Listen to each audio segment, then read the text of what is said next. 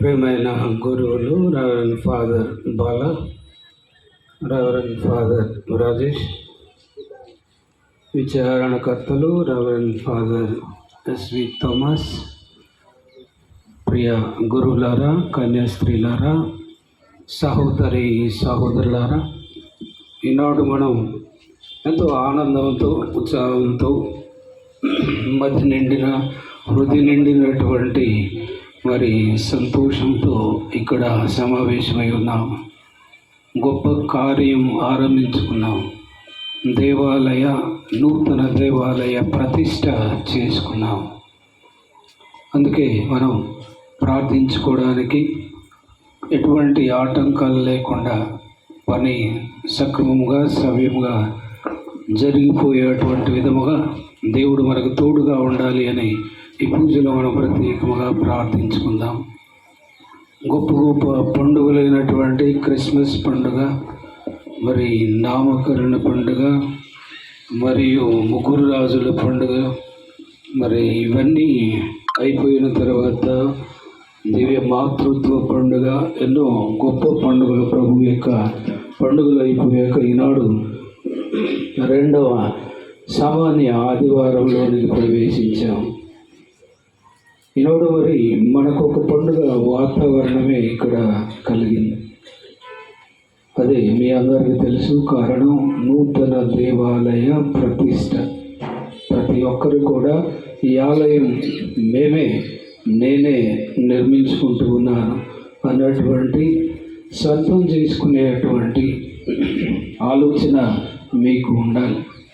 ఇది మా ఆలయం, మా పని, మేము చేసుకునేటువంటి గర్వంగా ప్రతి ఒక్కరూ ఫీల్ కావాలా. ఫీల్ అవ్వడమే కాదు, అది మన పనితనంలో కూడా మనం చూపించుకోవాలి.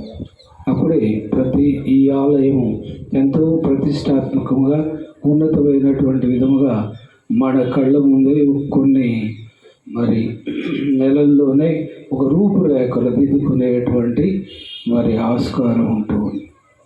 మనం ఫ్లెక్సీలో చూసాం, ఎంతో బాగా ఉంది. ఎవరైనా మీకు కొంచెం ఈ విధంగా ఉంటే బాగుంటుంది అని మరి వాళ్ళు కొన్ని డబ్బులు కూడా తీసుకొచ్చి ఇది పెట్టండి అని చెప్తే బాగుంటుందని నేను అనుకుంటున్నాను. మీ సాములవారు, మీ గ్రామ పెద్దలు వాళ్ళందరూ కూడా ఆలోచన చేసి ఒక ఆలయం ఈ రూపురేఖలు ఉండాలి అన్నటువంటిది బాగా ఆ ఫ్లెక్సీలో చూశాను. మీకు ఎట్లా అనిపించింది? మరి మీకు బాగుందా? Very good. ఇంకేదన్నా కొంచెం చేయాలని అనుకుంటే ముందుగా డబ్బులు ఇవ్వాలి. తర్వాత ఈ పక్క ఒక గోడ పెడితే బాగుండు, లేదా ఒక గోపురం ఇంకొకటి ఎక్స్ట్రా పెడితే బాగుండు అని చెప్పినా పర్వాలేదు. కావున ప్రియ సహోదరి సహోదరులారా, ఏది ఏమైనా ఈ ఆలయం మనది, మనం కట్టుకుంటూ ఉన్నాం అన్నటువంటి ఆ ఫీలింగ్ మనలో ఉండాలి. ఆ విధముగా అటువంటి విశ్వాసం అనేటువంటిది మనలో ఉండాలి. ప్రభు మనకు సహాయపడుతున్నారు, మనకు తోడుగా ఉంటున్నాడు, మనం నడిపిస్తున్నాడు.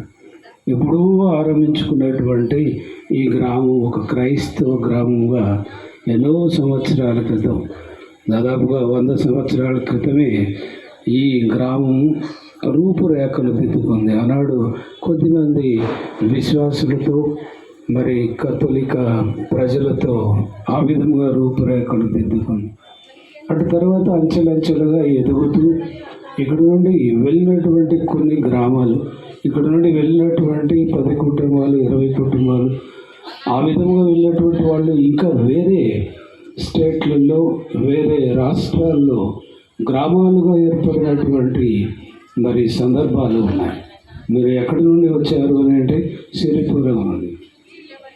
మీకు ఎవరు క్యాటకిజం నేర్పారు అని మీరు నన్ను అడిగితే సిరిపురం చిన్నయ్య అని ఒక ఆయన నేర్పించాడు. ఆయన ఎంతో భక్తిపరుడు. ఇక్కడి నుండి వచ్చారు. ఎన్నో సంవత్సరాల క్రితం, 100 సంవత్సరాల క్రితమే ఆయన అక్కడ ఈ యొక్క విశ్వాసాన్ని, ఇక్కడ నేర్చుకున్నటువంటి సాంప్రదాయాలను ఆయన నేర్పించినవాడు. ఆయన ఒకడే కాదు, ఎన్నో గ్రామాలు, తెలంగాణలో చాలా గ్రామాలు ఉన్నాయి. ఆ గ్రామాలన్నింటిలో కూడా చాలామంది ప్రతి ఒక్క కమ్యూనిటీ నుండి వాళ్ళు ఇక్కడ నుండి వచ్చినటువంటి వాళ్ళే అక్కడ విశ్వాసాన్ని వ్యాప్తి చేశారు. అనగా సిరిపురము ఒక విశ్వాస సిరి సంపదలతో కలిగి ఉన్నటువంటి గ్రామం. బయటకు వెళ్ళి ఇజ్రాయేల్ ప్రజలు ఏ విధంగా అభివృద్ధి చెందారో ఆ విధంగా అభివృద్ధి చెందారు అన్నటువంటి దానిలో ఏ విధమైనటువంటి అనుమానం లేదు ప్రియ సహోదరి సహోదరులు. కాబట్టి విశ్వాసం మూలాలు, విశ్వాసం అనేటువంటిది ప్రబలినటువంటి సందర్భాలు మన గ్రామం గొప్పగా చెప్పుకోవాల్సినటువంటి 100 సంవత్సరాల క్రితం నిర్మించుకున్నటువంటి ఆలయం అటు తర్వాత మళ్ళీ మనం ఇంకొక ఆలయాన్ని, అది ఇంకొక 100-150 సంవత్సరాలుగా ఉండేటువంటి విధముగా మనం నిర్మించుకోబోతున్నాం. ఈ జనరేషన్ ఇప్పుడున్నటువంటి మనమందరం గొప్పగా మరి నిర్మించుకున్నాము. ఈ ఆనందం అనేటువంటిది ఆనాడు మరి తర్వాత జనరేషన్లో వచ్చేటువంటి వాళ్ళు ఆలయాన్ని చూసి వీళ్ళ విశ్వాసం ఎంతగా గొప్పగా ఉందో, వాళ్ళు ఏ విధంగా కష్టపడి పనిచేశారో, ఏ విధముగా ఒకటిగా పనిచేశారో అన్నటువంటి దాన్ని ఊహించుకుంటారు, ఆలోచించుకుంటారు. కాబట్టి మనం ఈనాడు వదిలివేయబడేటువంటి ఈ నూతన ఆలయం తరాలకు అది ఒక జ్ఞాపికగా, ఒక ఆదర్శముగా, ఒక రూపురేఖలు దిద్దుకున్నటువంటి ఆలయముగా ఇక్కడ నిలబడబోతుంది. కాబట్టి ఆ గొప్పతనం మనకే ఉంటుంది. కావున మీ అందరికీ ఉంటుంది. ఇదే విశ్వాసంతో, ఇదే పట్టుదలతో, ఇదే ఆసక్తితో, ఇదే మరి ఆనందంతో ఈ పూజలో పాల్గొందాం. దేవుని మరి మనమే అడుగుకుందాం. ప్రభువు, మేమంతా పాపాత్ములమే, పొరపాట్లు చేసేటువంటి వాళ్ళమే, వాళ్ళని తిట్టే వాళ్ళము, వీళ్ళని తిట్టే వాళ్ళం, తప్పులు చేసేటువంటి వాళ్ళు క్షమించు ప్రభు అని పూజలో ప్రత్యేకంగా పశ్చాత్తాప హృదయంతో దేవుని ప్రార్థించుకున్నాం.